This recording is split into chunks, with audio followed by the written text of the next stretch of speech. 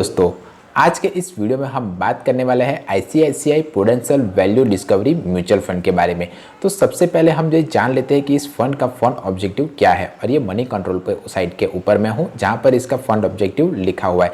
तो फंड है वो 88.13% इन्वेस्टमेंट डोमेस्टिक इक्विटी में इन्वेस्ट करता है, यानी कि ये 88.13% रुपये को इक्विटी यानी कि शेयर मार्केट में निवेश करता है। उसमें से भी 62.39% लार्ज कैप स्टॉक में निवेश करता है, 7.78 मिड कैप स्टॉक में और 2.68 स्मॉल कैप में निवेश करता है।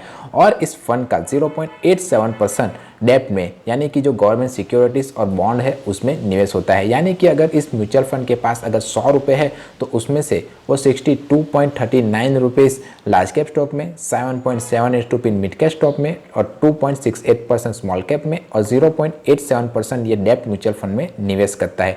ये उन लोगों के लिए सूटेबल है जो एक रिस्क टेकिंग पर्सनालिटी है और रिस्क लेने का जज्बा रखता है, क्योंकि ये पर्टिकुलरली ट्रेंड में इन्वेस्टरों के पैसे को निवेश करता है। अगर वो ट्रेंड जो हम पकड़ने वाले हैं वो पॉजिटिव रहा तो हमें प्रॉफिट होगा और नेगेटिव रहा तो हमें नुकसान भी हो सकता है। तो अगर आप एक रिस्क टेकिंग कैपेबिलिटी वाले पर्सन हो तभी इस तरह के म्यूचुअल फंड में इन्वेस्टमेंट करने के बारे में सोचिएगा। अब हम देख लेते हैं कि इस म्यूचुअल फंड की NAV कितनी है। तो इसकी NAV 18 जून 2024 को 458.25 रुपीज़ के आसपास है, यानी कि इसकी नेट एसेट वैल्यू इतनी है।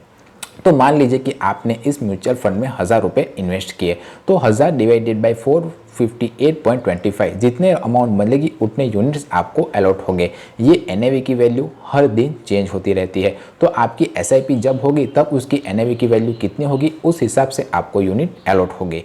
इसकी रेटिंग 5 स्टार रेटिंग है, यानी ये एक अच्छा म्यूचुअल फंड माना जाएगा। और अगर आप इसमें इन्वेस्टमेंट स्टार्ट करना चाहते हो तो मिनिमम SIP 100 रुपीज़ से भी स्टार्ट कर सकते हो। इस म्यूचुअल फंड का फंड साइज 42,669 रुपीज़ के आसपास है, यानी एक अच्छा म्यूचुअल फंड माना जाएगा।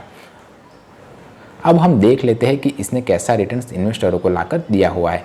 तो इसने 1 साल में 42.2% का, 3 साल में 26.1% का, 5 साल में 24.5% का और ऑल ओवर 19.7% का रिटर्न्स अपने इन्वेस्टरों को लाकर दिया हुआ है। इसने अपने कैटेगरी एवरेज के रिटर्न्स के बेंचमार्क को 1 साल में तो बीट नहीं किया हुआ है, पर 3 साल और 5 साल में बीट किया हुआ है। तो अगर आप 1 साल के लिए इस म्यूचुअल फंड में इन्वेस्टमेंट करना चाहते हो तो इस म्यूचुअल फंड से दूर ही रहिए, क्योंकि मेरा मानना है अगर आप म्यूचुअल फंड में इन्वेस्टमेंट करते हो तो लॉन्ग टर्म के लिए कीजिए। लॉन्ग टर्म से मेरा मतलब है 5 साल, 10 साल या उससे ज़्यादा के लिए, तभी कंपाउंडिंग इंटरेस्ट का इफेक्ट आपको अपने निवेश किए मनी पर देखने को मिलेगा। अगर आप शॉर्ट टर्म गेम में अच्छा खासा पैसा कमाना चाहते हो तो म्यूचुअल फंड आपके लिए नहीं है, ये बात आप ध्यान रखिएगा।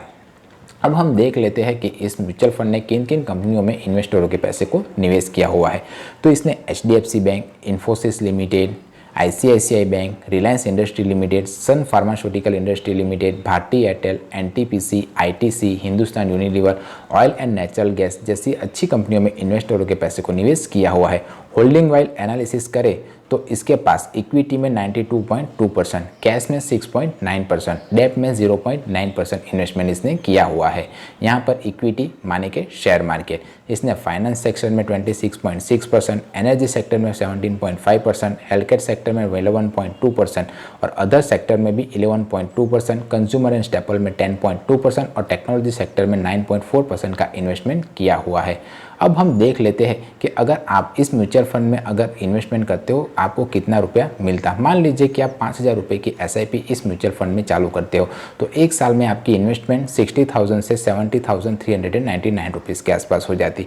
3 साल में आपके रिटर्न्स 1,80,000 के सामने 2,68,132 रुपीज़ के आसपास हो जाती। 5 साल में आपकी 3 लाख रुपीज़ इन्वेस्ट होते और उसके सामने आपको 6,12,898 रुपीज़ के आसपास आपको मिलते। अगर आपने भी इस म्यूचुअल फंड में इन्वेस्टमेंट किया हुआ है तो मुझे कमेंट करके बताइए कि ये म्यूचुअल फंड कैसा परफॉर्म कर रहा है। इसी तरह के जो दूसरे म्यूचुअल फंड है वो है JM value fund, direct fund, HSBC value fund, Templeton India value fund, ऐसे दूसरे म्यूचुअल फंड है जो इसी तरह के वैल्यू इन्वेस्टिंग करते हैं। अब हम इस म्यूचुअल फंड का एक्सपांस रेशियो देखें तो इसका एक्सपांस रेशियो 1.02% है, जो मेरे हिसाब से तो काफ़ी ज़्यादा है। जिसे नहीं पता कि एक्सपेंस रेशियो किसे कहते हैं, तो जो एसेट मैनेजमेंट कंपनियां होती है वो हमारे पैसे को मैनेज करने के लिए हम ही से कुछ फीस चार्ज करती है और उसी फीस को वो एक्सपेंस रेशियो के तौर पर हमें बताती है। तो जितना ज़्यादा एक्सपेंस रेशियो होगा उतना ही कम आपको प्रॉफिट होगा।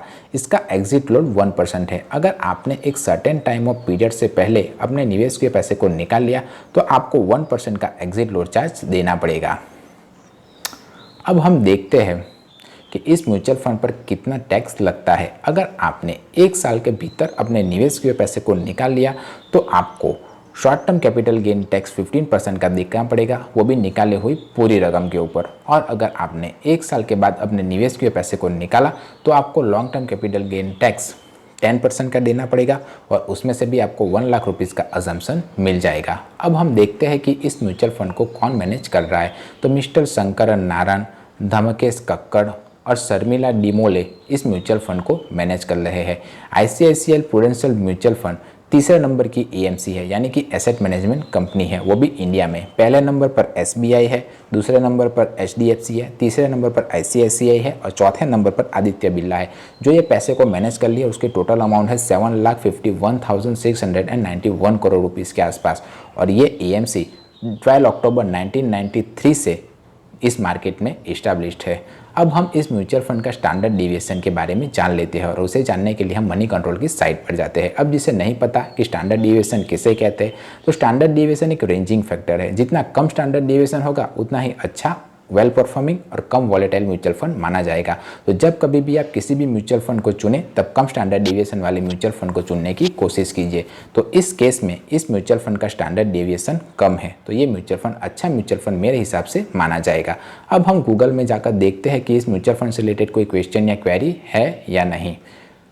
अगर आपका भी कोई क्वेश्चन या क्वेरी हो तो आप मुझे कमेंट करके पूछ सकते हो, मैं उसका आंसर देने की कोशिश जरूर करूंगा। तो इस म्यूचुअल फंड से रिलेटेड तो मुझे कोई क्वेश्चन या क्वेरी गूगल पर देखने को नहीं मिल रहा है। वीडियो इन्फॉर्मेटिव लगा है तो वीडियो को लाइक कीजिए और इस वीडियो को शेयर कीजिए ताकि दूसरे लोगों तक भी ये वीडियो पहुँच पाए। और अगर आपका कोई क्वेश्चन या क्वेरी हो तो भी आप मुझे कमेंट करके पूछ सकते हो। मिलते हैं अगले वीडियो में, तब तक के लिए बाय बाय।